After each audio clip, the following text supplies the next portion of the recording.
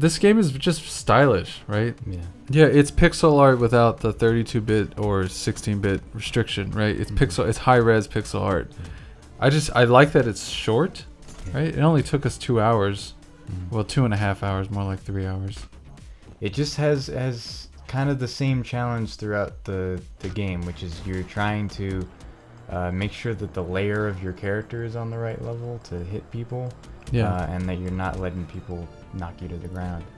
Yeah, I think the simplicity of the game ends up really appealing, because it's a couch co-op experience. You know, it was just really nice to have something that we can quickly play together, and we were making comments on things, you know, as the backgrounds were changing. We were talking about, oh look, this looks like this and this looks like that, and like, oh, check out that thing going on in the background, that guy's on fire, or like, oh look, that looks like a giant bear chained up to a wall or something. I think that's probably one of the best experiences you can have with this game, is if you want to just appreciate the art that's going on. And yes, it's pixel art, but it's super detailed.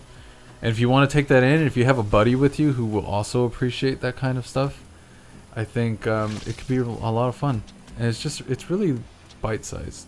Yeah. It's about 8 chapters long,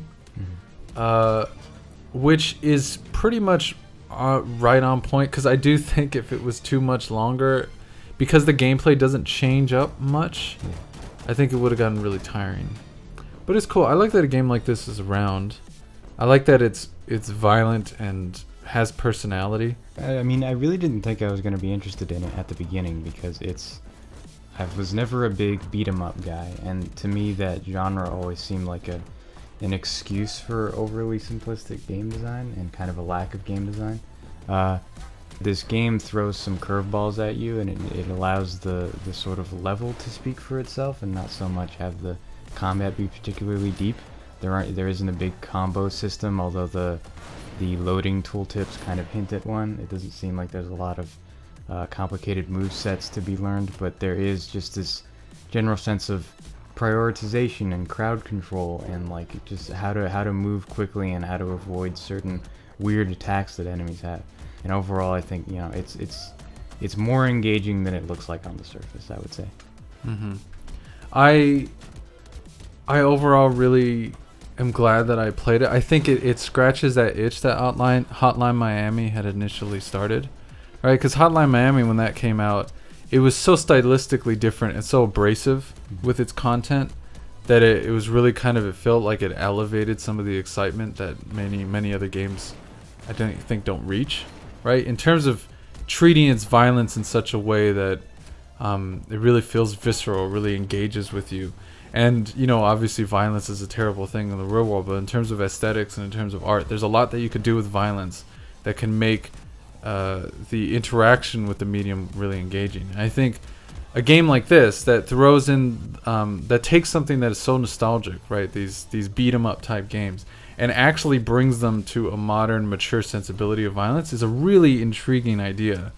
And I want to see more examples of this, of something that takes what was once fairly cartoony, maintains the cartoony aesthetic on the surface, but actually really brings in some real raw, almost grunge elements of like when you're punching someone on the floor, the sound effect of that happening in the game can really be striking, especially when the music cuts out. Like they have moments in the game where it's completely silent, no music, and you start attacking someone, and the sound effects of hitting really adds a lot of weight to what is otherwise in most of these beat 'em ups quite a vapid endeavor, right? It's just, oh, you're punching and hitting, and this one makes it really feel heavy. And then on top of that, the drug addiction and all the elements of like political violence. I mean, this is all political violence that you're witnessing, right? So having these real world things that are only hinted at, they're not thrown in your face, really makes it all feel more valuable, more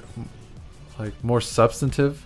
Well, I think you said it before, that it's more honest. It's important for a game like this to acknowledge the unpleasantness of what you're doing, and that's kind of what it does. I think it's important that games have evolved from that cartooniness to being something a little more that has the same actions, which is you're being violent, and that's what a lot of games are.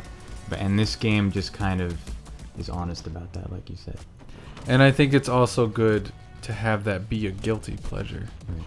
Because the visceral nature of the violence, the times when they made it weighty, is both disconcerting, and that discomfort is also what propels you forward even more. Because that it's nice to be a little uncomfortable with your quote unquote entertainment, right?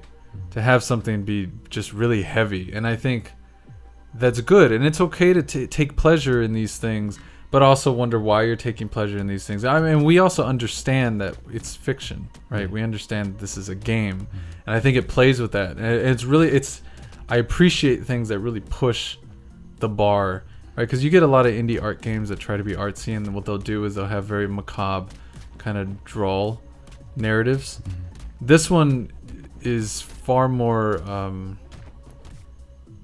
loud about it, and I think it's far more abrasive. Yeah. It has a loud surface, but there's something underneath the surface.